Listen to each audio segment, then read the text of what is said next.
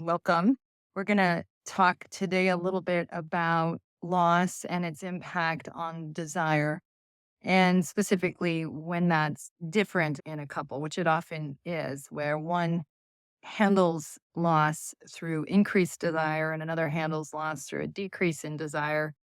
I do want to say I'm speaking to this topic without the experience that some of you have had reading through some of these heartbreaking questions where some have suffered really grave, difficult losses, like just really life altering grief. And so I'm speaking with just, some of my thoughts on this, but there is no right way to grieve and there are no easy answers. And I certainly know less about this through lived experience than some of you. So I do really welcome your thoughts and your experiences and any hard earned wisdom that some of you have. I mean, that said, it's also true that you can't really get through life without loss and at a minimum, loss of what you had hoped or expected life to be, or at least some of the idealism about what life should bring you or offer you in response to your efforts. And so much of life, and I think even midlife crisis is often a kind of reorienting to what one's expectations in life are. I'll jump in and just read a couple of the questions that you have posted in the group. This person writes, our 10-year-old daughter recently passed away unexpectedly. Besides all of the grief and pain, I've almost completely lost the desire for any kind of physical contact with my husband, other than hand holding and some cuddling. I get such a terrible, bad, and emotional reaction when he tries to instigate sex. I get very upset and begin to cry and just can't control my emotions. I don't want him to touch me in any way. It makes me cringe and really upsets me. I feel so violated when it happens. I've always been the lower desire partner, so our sex life wasn't great before we lost our daughter. I guess I'm wondering about the connection between child loss and loss of sex drive. Is this normal? Will it ever not make me so upset? I feel terrible for my husband being rejected in this way, and I mourn the loss of what little sex drive I had, even if it was small. So, I think first thing I would say is that when grief is acute, it's especially challenging because what happens in grief is that your whole sense of reality, your sense of who you are, your sense of what you could expect in life, it's all falling apart. And there is a kind of disorganization that is very difficult and very painful and very difficult to even know what's up and down or who you are or what to expect of yourself. And in that acute trauma, acute disorganization, you may respond in ways that are very different than how you normally respond. You may respond in ways that are very different from how your spouse responds and very different from how you may respond 4 years from now or a year from now. So just out of the gate, I think some level of just allowing yourself to fall apart and being compassionate towards yourself through that difficulty and compassionate with your spouse that they may have a different way of handling the grief. Some people handle grief that to have sex feels almost like a betrayal. Like, why should I have joy or pleasure or allow myself some kind of happiness when I've lost my child or I've lost someone else dear to me or something painful and awful has happened? It can feel like that it is incongruous. It's not acceptable that joy would be like to diminish the loss or diminish the person that you love and have lost. And other people respond to that same grief by trying to seek a kind of connection or a claim to life. Some people actually their sex drive goes up when they have become deeply aware of loss or have suffered a loss because it's trying to hang on to something or feel connected to a source of sustenance or pleasure. And so, again, people's responses may surprise them and may even disappoint them. But, to be kind to ourselves in that is certainly in order. I think when it obviously can be really difficult or challenging is when one is seeking solace in one form and another seeking solace in another way. And precisely at a time when you may feel you have very little to give or very little to really offer. And so I don't have easy answers for any of it because there's a certain amount of tolerance of just going through the difficulty and perhaps looking for, is there some way that I can, I think this person was saying that love the cuddling and, is there some way that we can offer to each other the comfort that we're in need of or seeking?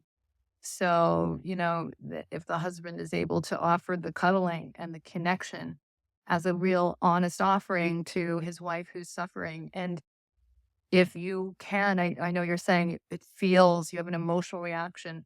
You don't have to do it, of course, but can I offer to him some comfort because I know what he's going through, because I know the pain we're in, and this offers him comfort. And so I choose to do it because I want to help us. I want us to find some solace in all of this. And, you know, it's a very imperfect process. And again, I certainly don't want to be a voice of you should do any particular thing, but can we find a way to comfort each other and, in a sense, have somewhat low expectations of each other at the same time? I'm going to move on to another similar question, but this is kind of a little bit further down the road on some of this. This person says, as I think about my experience with great loss and look at my life over the decades since that loss, I think it is fair to say my desires have changed. And if I'm being honest, I think what I have lost is the desire to put in effort.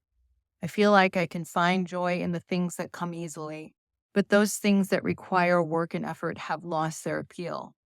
How do you relearn and rededicate yourself to planning and effort after life has, after all your efforts and planning, robbed you of people and things that were paramount to your original hopes and dreams? Is it really ever possible to have new hopes and dreams that will motivate you in the same way that those lost ones did? Okay, so again, it's very hard for me to actually teach on this because I feel like these are not easy questions. They're very hard questions. It's one thing to say these ideas, it's another thing to find the courage to reclaim hope. Some people suffer much, much bigger losses than others do because life is unfair, because some are more fortunate than others. And I think when you have earnest hopes and desires, and yet life doesn't give you what you wanted, that you have to metabolize loss, unfair loss, heartbreaking loss, right? To, to be able to reinvest in life, to try again, takes an entirely different level of courage and to care again, right? Rather than live in a kind of numb depression, right? Which is certainly an understandable response, certainly one that I imagine many people claim or choose. I remember listening to Esther Perel, whose parents met each other. They were both survivors of the Holocaust, and her parents met each other in the, I think, weeks following the end of the war. I think they were in one of those Northern European areas. I'm trying to remember which country her parents got married in. But she talked about that growing up in that history and that those stories, that there were people who survived and there were people who thrived.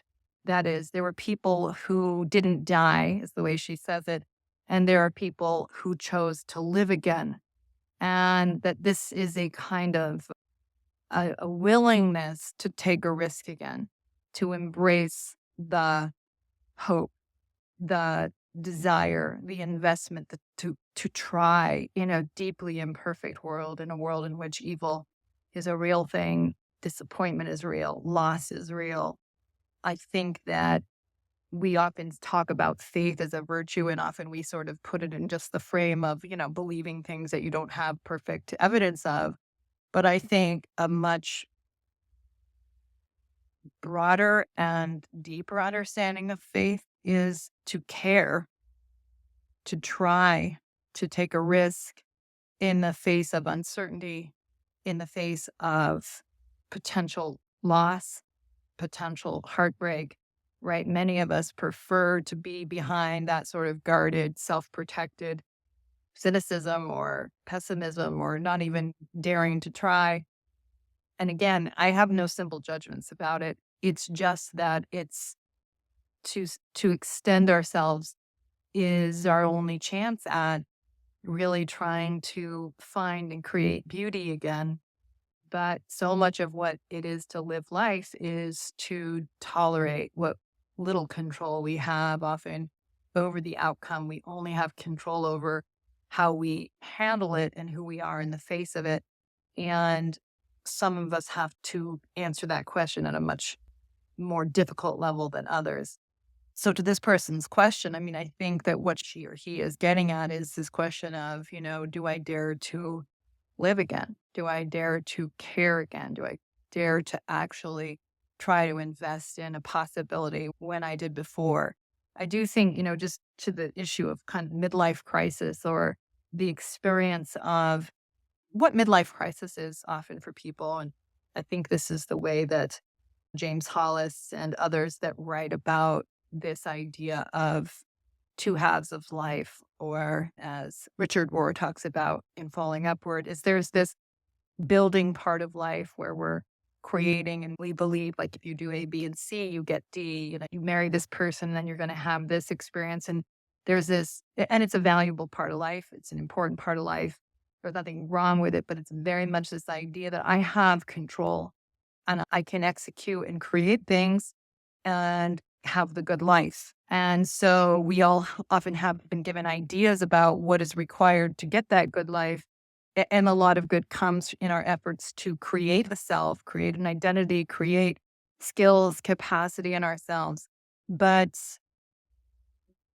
without question, right, this is ultimately where life will disappoint. There are always limitations in what it is to be human. There's always limitations in ourselves. There'll be limitations in our marriages, limitations in our families. Disappointment is a given. Loss is a given. Grief and uncertainty is a given. And a lot of times we run into that at a certain point, a certain stage, and it's disorienting and disorganizing. Sometimes it's in the form of faith crisis. Sometimes it's in the form of a broken marriage or a child that's struggling.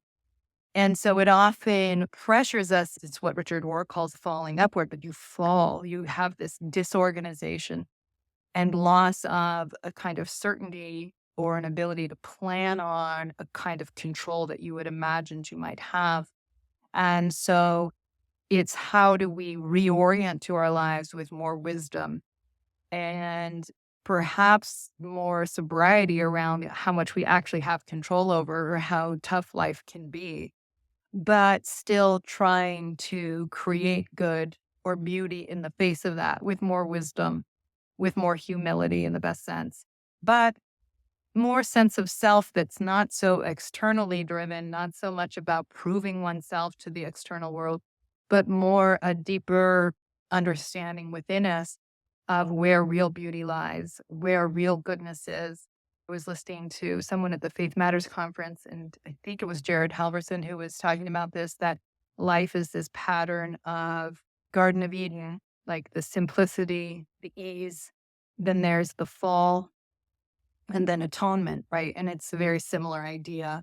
The simplicity, I know the rules, here things as an innocence, but then we invariably experience the fall into the lone and dreary world, the dark, the hard, the difficult, the struggle, our ineffectualness, our lack of power over the things that matter to us, and even our worthy desires, but that we can't make happen.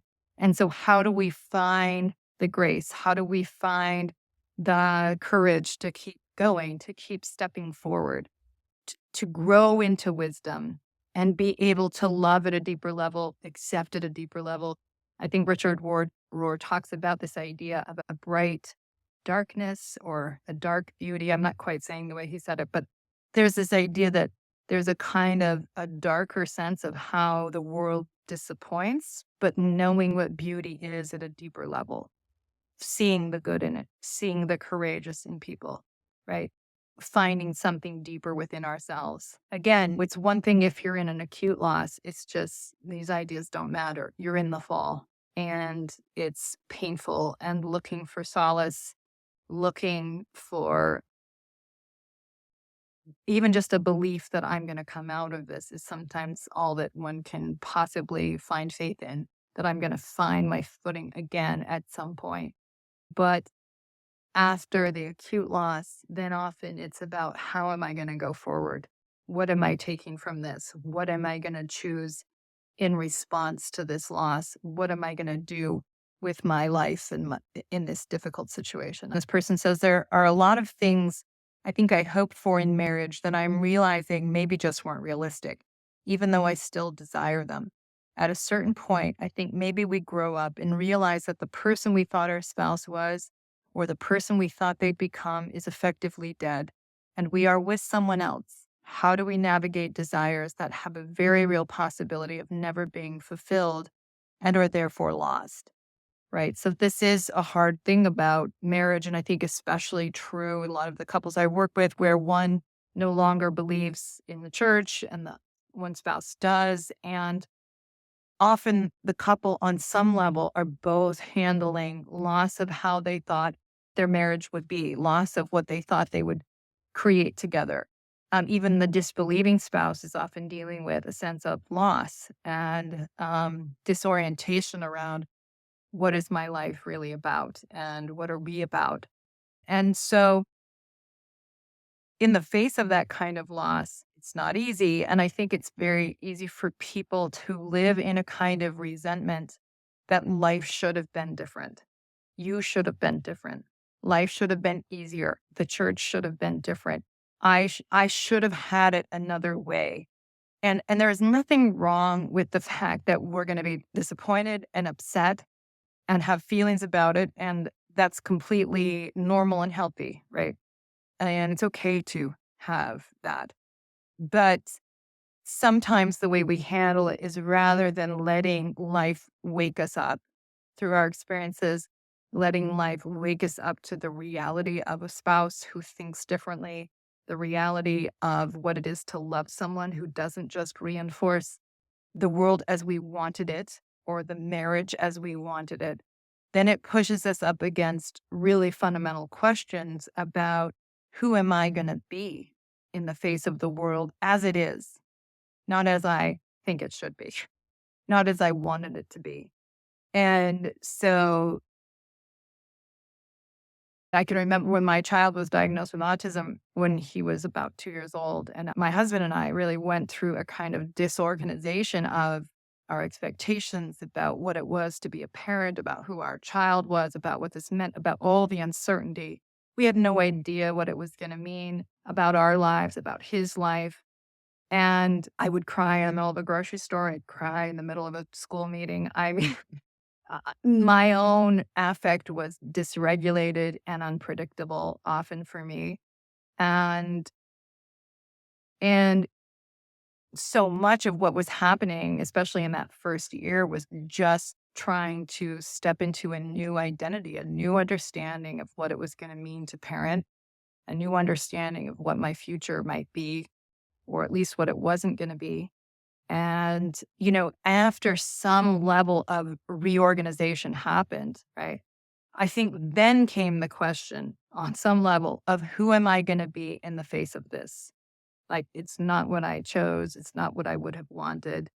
I didn't even go into I didn't deserve it or I did deserve it. It was more that it is. It just is. And so, how am I going to be in this? Because that's the part I can control. And sometimes it takes a period of time before we can move into that question. But I think that's a fundamental question. And so back to this question around a spouse that's disappointing, people are really up against a real choice, and it's often a choice they want to avoid. They'd rather avoid it through resentment or pressuring the person to be more the way that they wish they were. Be more like me. Things would be much better if you just be the way you should be, as opposed to who is this person I'm with and can I choose him? I have disappointment. I wanted something else. Can I know this person and choose them as they are? Can I love this person? Can I bring my best to this person, even though they disappoint me? Okay. Most of us don't think of marriage as that, but on some level, that's what a good marriage is. I mean, honestly, it's just like you stop resenting the person for being not every fantasy, hope, wish, desire that you once had. And I mean, some people have bigger gaps in this than others do. But can I love this person, care about them, bring my best here, or can I not? And I think that a lot of times we don't want to answer that question. We want to just pressure the other person or be a victim of our own choices of staying in the marriage, but not loving in it well, rather than standing up and really deciding one way or the other that I'm going to care about this person, value them, bring my best, even though I'm disappointed about some things or I wish they had been different. But I can choose this person and choose the good that's here, or I can't. And if you really can't, and you're going to punish them if you stay with them, right, then maybe it's better to let them go and to let them have a chance to be with someone who can choose them. How do you dance the line between giving yourself permission to grieve, a good question, versus wallow in being a victim? I mean, yeah. I mean, the grief feels clean. You're not sitting around in poor me. How did this happen to me? I didn't deserve it. It's not that. It's just it's clean pain. I don't know how to say it. It's just gotta like you just know you're in pain. You know you're crying and you don't really want to be crying right now. Inconvenient. You're in the middle of a school meeting. So, but you're it's just kind of flowing through you. It's coming up and you're kind to yourself in just allowing the grief to happen. It's productive grief. The victim has a kind of superiority in it. It's got an entitlement in it. It's got a punitiveness in it. It got the fantasy that, I should have had it better. Life should have given me different than this. I remember, again, this is just one loss and it's some people have much bigger losses, but I remember a friend of mine saying, do you feel angry at God about this? Do you feel angry that this is your situation? And to be honest, it had never occurred to me that kind of an idea because I guess I just don't think like that. I think, there are much more painful realities, much harder realities. And this is just a biological reality that has touched my life and is now mine to decide who I'm going to be in the reality of an imperfect world pressing itself upon me. And so I live much more in the idea that bad things happen to good people all the time. And the fact that I drove home this morning and didn't get in a car accident is a great blessing because bad things happen to people all the time. And so to cherish the good and to value it and be grateful for it, because to live life is to tolerate the anxiety of all that you don't control, even though it all matters so, so much. So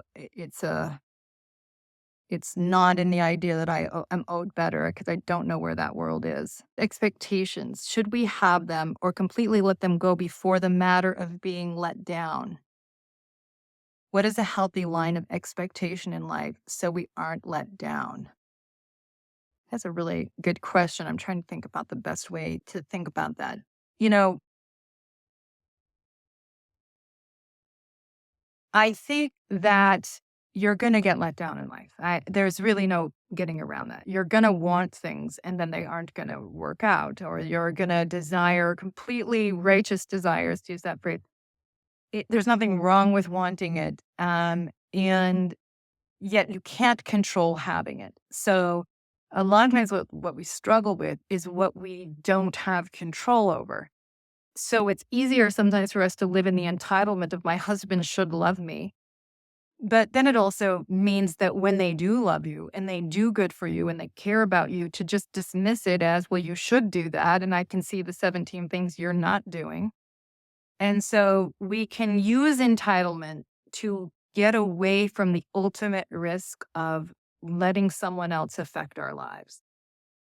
That said, knowing that you only have control over you is not a small thing to say, because if you choose someone and they really choose not to love you, be honest with you, be fair to the marriage, bring their best, and you say, like, it's undermining my dignity to be here, or it is, um, again, it always comes back to what can I choose here? And to be awake to who the other person is, not out of an entitled place, but an awareness, and to say, is this where I can choose to be, or is it more than I can choose? Right. So is it undermining of my dignity to be here? I mean, sometimes life is somewhere in the middle of those two and harder to discern and harder to know.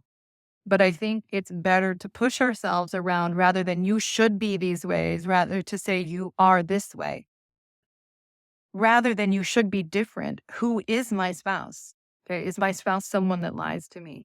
Is my spouse someone who tries to give me one picture but lives another picture? Rather than trying to coach them on who to be, start dealing with who they are, good and bad, right? Difficult and easy, because then you are dealing more with what they choose. And then what am I going to choose in the face of what they choose? Again, our frustration and resentment always comes when we're trying to control others rather than control ourselves in the face of who others are. Any fantasy that a marriage is going to manage your sense of self or make you feel desired and valuable all the time, or that any one person can or should have that responsibility, is to demand too much of marriage and of your partner, and therefore to be frustrated with them. Our ability to really cherish another person is very linked to our tolerance of solitude, of aloneness, of invalidation, of disconnection, right? That that's the paradox, that if we ask too much of another to manage something in us, well, then we're going to be disappointed excessively and keep alive an entitlement that they owed us our good feelings, as opposed to they are a person that's flawed and manages themselves imperfectly as I do. And how am I going to handle myself in the face of that disappointment? That's the core question. Can you please speak to the loss inherent in a faith deconstruction? So I think that there are several kinds of loss in that.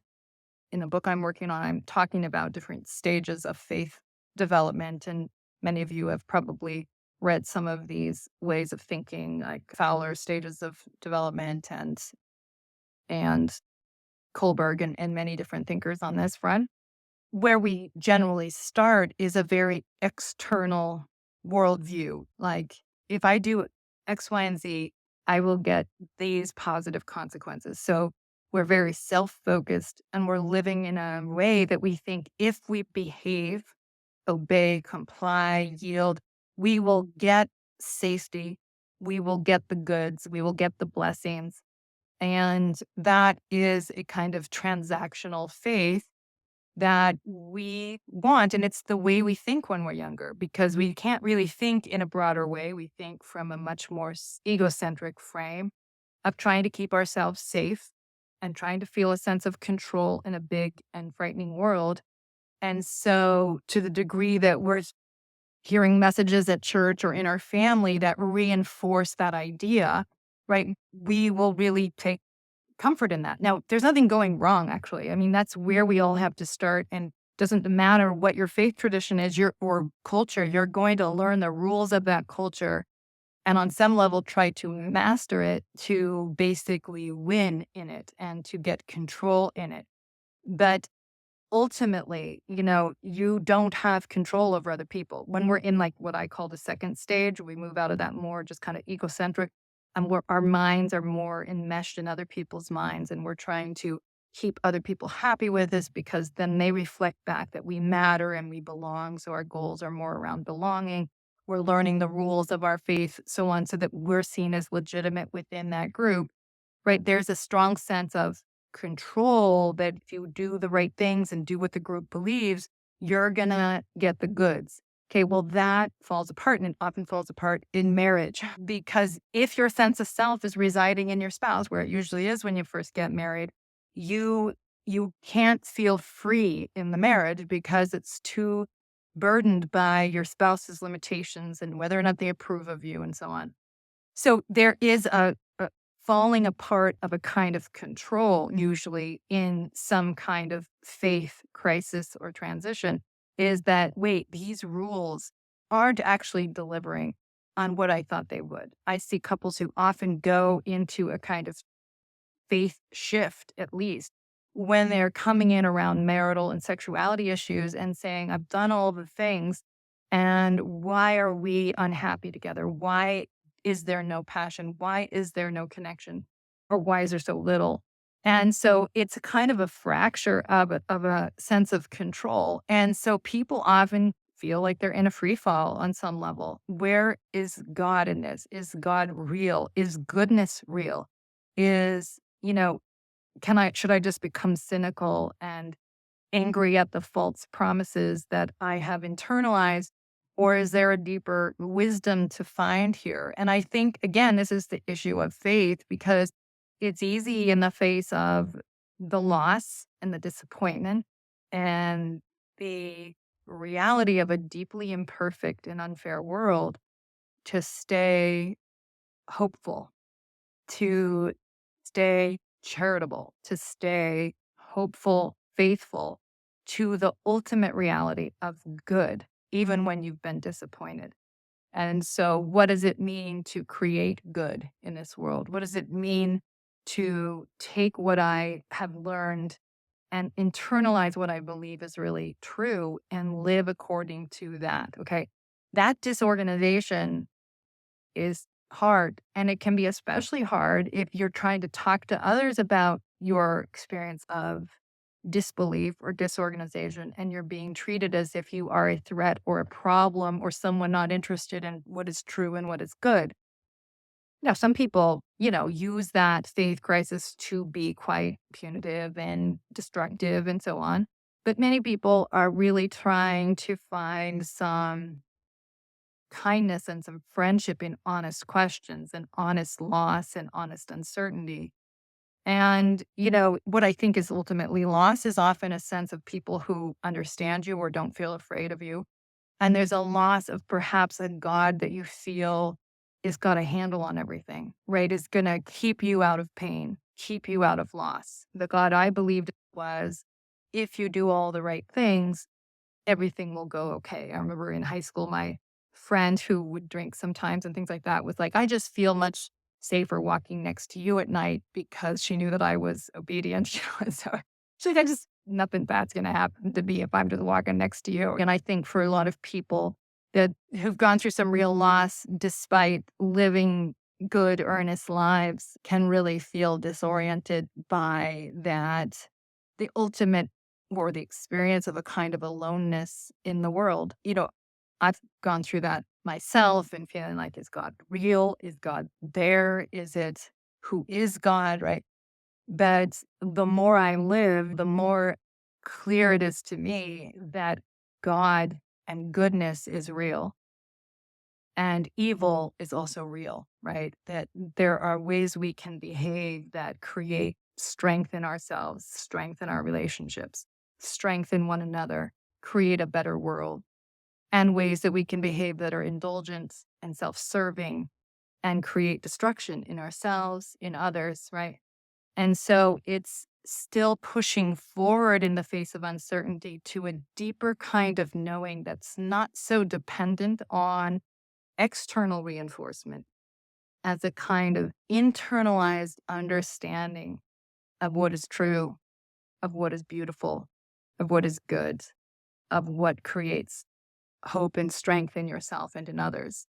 This person says, my husband and I are in our 40s. The last few years have been really hard as all four of our parents have died. Our college daughter came out as transgender, and we've moved to a different state. Oh, it's a lot. We still have three kids living at home, and I feel like both of us are just trudging through life, trying to hold on. How do we best navigate this time of grief that will work out the best for my husband and I, as well as not ruining our children? Okay, I'm not sure in what way you think you may be ruining your children, but so, first of all, I would say just have some real compassion on yourselves, because to lose all four parents, to have children who, as they're emerging into adulthood, whether that's that they're gay or transgender or something, or don't believe in the church, or they or have issues you were not expecting them to have in life. Some kids come through and they just please you at every turn, okay? But most kids are having challenges or things that are needed or imperfection, or, there's a lot to hold on to. And then, you know, again, a disrupted community, you've moved to another state, it's a lot. And I think just being kind to yourself for starters, and trying to be compassionate to your spouse as well and your children as you weather through. It's sometimes hope and faith is just putting one freaking step in front of the other some days, and trying to be as honest with yourself as you can, trying to find some courage, and trying to do your best, which is sometimes the most beautiful form of good, is that even when we don't know what to do, we still don't give up. We still don't stop trying, and we still try to do what we feel is fair to ourselves and others. This person says, how can you have hope once you've moved past the idea of a transactional faith? It's been a struggle to understand faith being actions without it being transactional. Well, it's a great question. Let me see how I think about that. See, I don't think of it as, oh, I did this good thing and now God is going to give me a reward. I think of it more in the way that Joseph Smith perhaps talked about it, that blessings are basically the result of living in line with true principles, right? So I think of it as that I have a testimony of the fact that when I do what I know is honest and courageous, and I'm sacrificing my own validation or how I might be seen for what is honest and fair, that as hard as that can be, that I know that is the right thing to do. I know that I will be more at peace with myself. I know that the world is better for me doing that, even if I can't measure how it's better, because it is the right way to live, right? It is right to be fair, to be honest. And it also is essential to me being at peace with myself. So I have a deep testimony of that fact that I can't screw with my own sense of right and wrong and be at peace with myself. I can't indulge to get away from things that are inconvenient and are stretching me too much and really be at peace. So that isn't so much transactional that God is going to like dispense blessing. It's that I'm living godly, that I'm living truthfully. I'm living in a truthful relationship with myself and others. And that's where the peace is. It doesn't mean that there isn't suffering. It doesn't mean that there isn't loss. It doesn't mean that you have control over everything that matters, because you do not. But you have control over the one thing, which is who you will be. And that's not a small piece to have. I think we sometimes, in our effort to get a sense of control of others or to get approval from others, we betray ourselves and betray what we really believe and feel. And we pay a big price for it, because it makes us believe in ourselves less. It makes us devalue ourselves.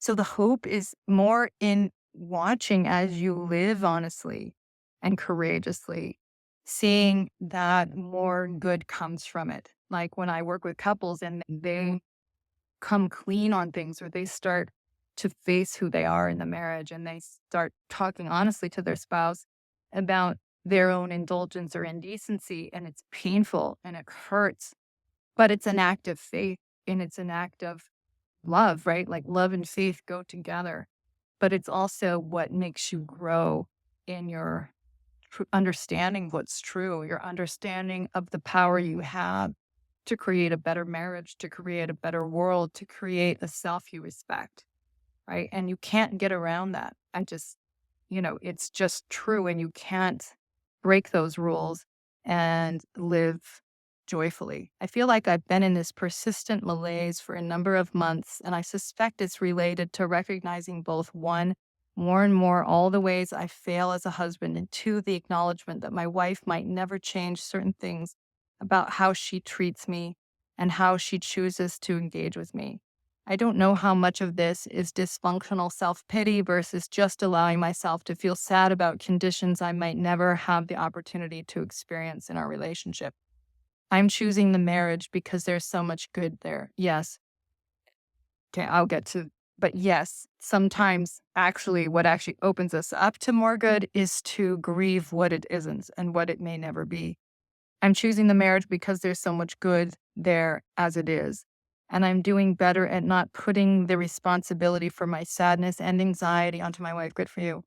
Really, this is grown up endeavor. But it doesn't feel like I'm getting to a more hopeful place, a place of courage. How do I breach into the realm of courage? How might I manage to move out of the persistent malaise? That's a good question. I don't know if I know the answer to that. So first of all, I think when you face what it is and what it may never be, it's not so if it's not an indulgent pessimism, but more an honest awareness of what the marriage may never be. Yeah, I think there is a grief in it. And the malaise is the part I'm trying to make sense of in what you're saying. I mean, sometimes malaise is a way of kind of detaching from something and just kind of going into a sort of affectless disengagement in a way. But so I don't know if that's what you're saying or, if it's just you're in some grief and it's more productive than that, but it just is lasting longer than you want. But yeah, I think for many people, the ability to move forward is to really come to terms with what is. And I think Sam Harris talks about this idea, and some Eastern thinkers talk about this idea that once you accept something as it is in yourself, in a spouse, in a marriage, not trying to force it into something else, but to actually accept it as it is and to acknowledge what's there, that actually changes your relationship to it. And therefore it changes it. And I don't mean to say it's the trick to get things to be different, but it is the way forward is often instead of our resistance to what is, to accept what is allows us to really change who we are relative to it. Or the way that I think that others would say it is in the act of accepting, it changes. So I don't know if I know the answer to your question because I don't know entirely why you feel continue to be stuck because maybe what you're stuck around is that you can't accept it or that you're not able to truly grieve it and to really say, okay, I still choose it despite my disappointment.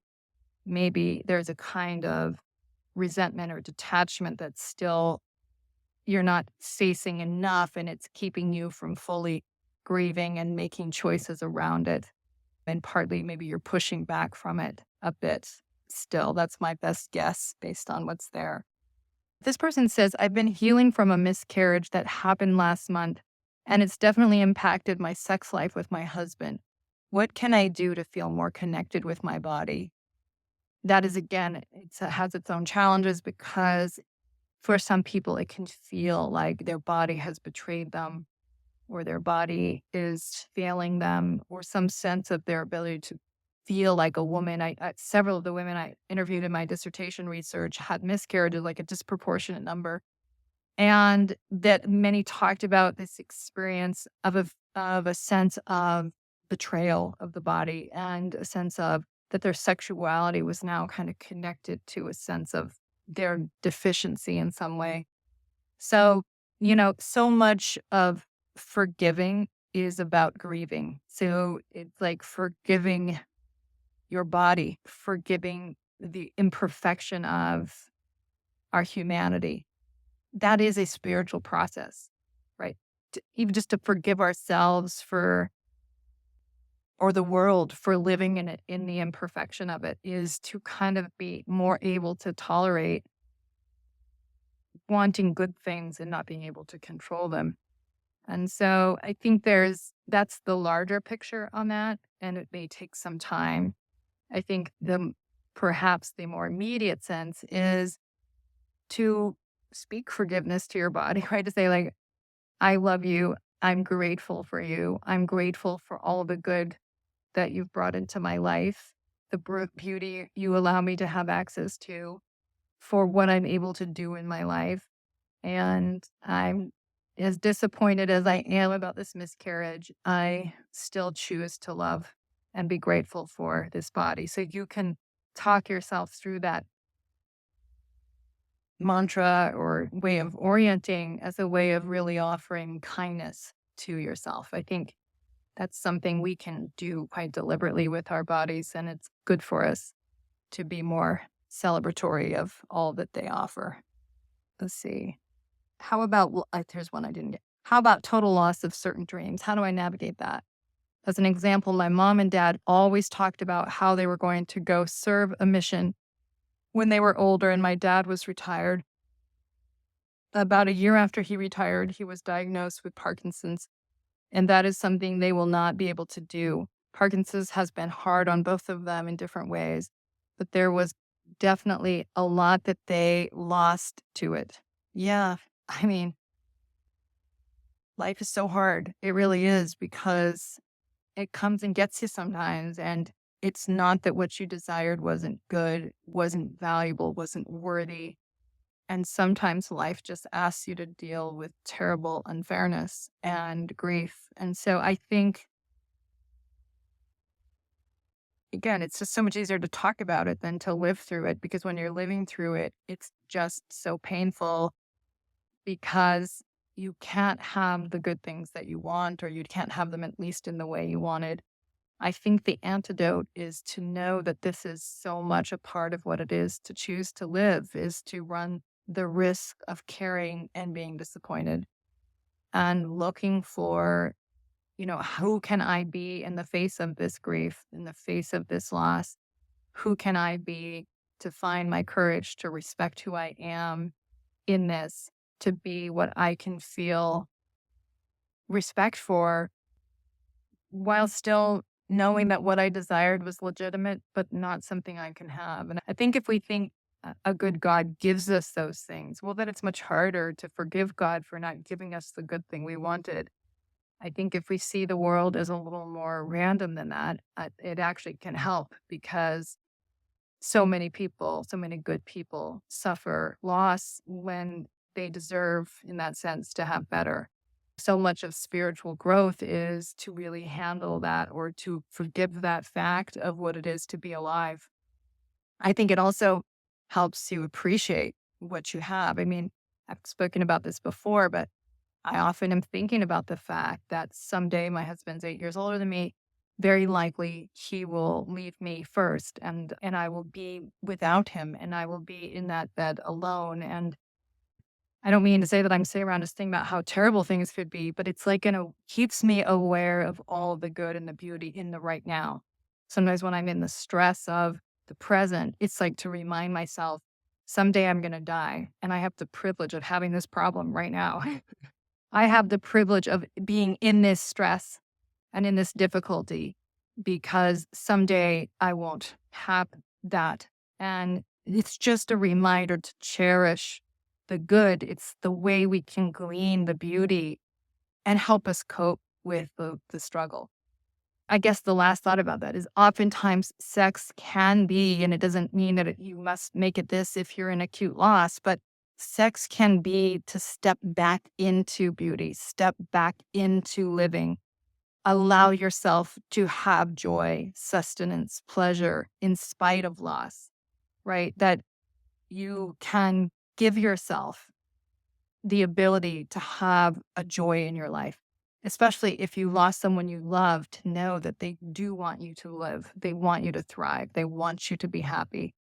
And so it can help to, in honor of the loss, to claim happiness and to live well because it isn't, to sort of refuse to hope again creates less good in the world.